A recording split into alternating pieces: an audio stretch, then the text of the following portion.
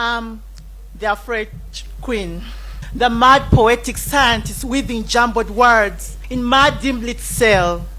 I pimp my pain and pace like a thug in italics. Speak with double exclamation marks. I crank my sojourner truth in a deep realm that holds insanity, bound in chains for my chaotic inferences.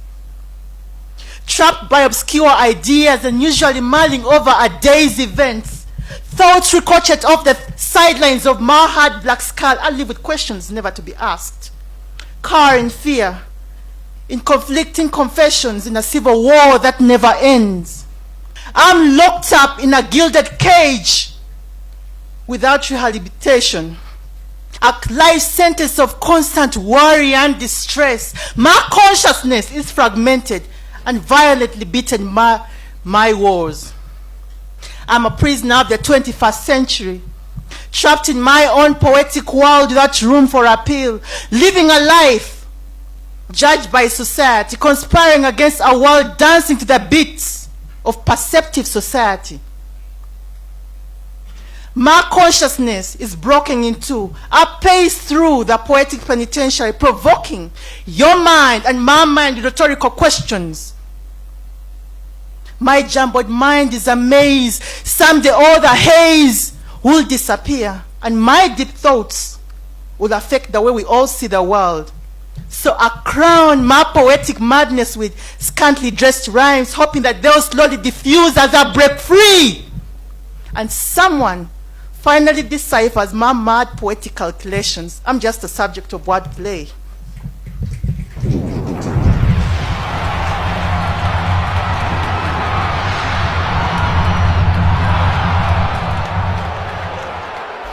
Brown-skinned woman flings her booty to the sky. He looks at her like a winning lottery ticket, creates moles on the ground with his spit, and curses me out because I am ugly. I am the darker sister, born in the blackness of space, a child of the soil, the ripe pumpkin that was uprooted from the fertile soils of northern Uganda, baptized in a brainwashing ceremony, stripped of my cultural norms and given a new name, a subject of constant ridicule, mistreated because I am too dark. I am the darker sister, a product of the fourth generation of lonely, bitter women, mixing bleach in my bath water because I failed the paper bag test at school. Mocked by my African brothers and sisters who are obsessed with Hollywood standards of beauty.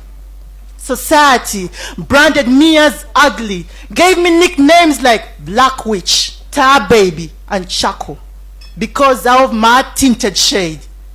See, I succumbed to self-hate, became very depressed and insecure. At funerals, I wasn't allowed to wear black because my skin complexion already represented death.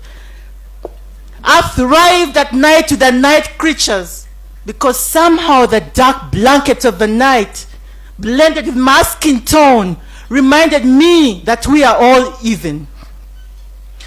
I am the darker sister. As a young woman, men avoided me like the plague. Desperate young men, we got inside my pot of clay like vicious insects after dark because they didn't want to look at me. Tears filled my mother's eyes each time I came home.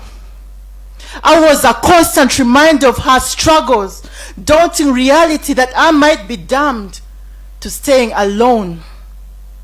My aunties cursed, jeered, and scolded me, blamed me for my mother's distress, and warned me not to filtrate the family line with my dark curse by getting babies. Even my friends avoided me because they were so ashamed to walk in open places with me. Yet here I am, rising high, because I am the darker sister. Conscious, subconscious. Now I am embracing a new self-love and appreciation, roaming the streets with my head held up because I know that my dark melanin represents my history and roots as an African woman.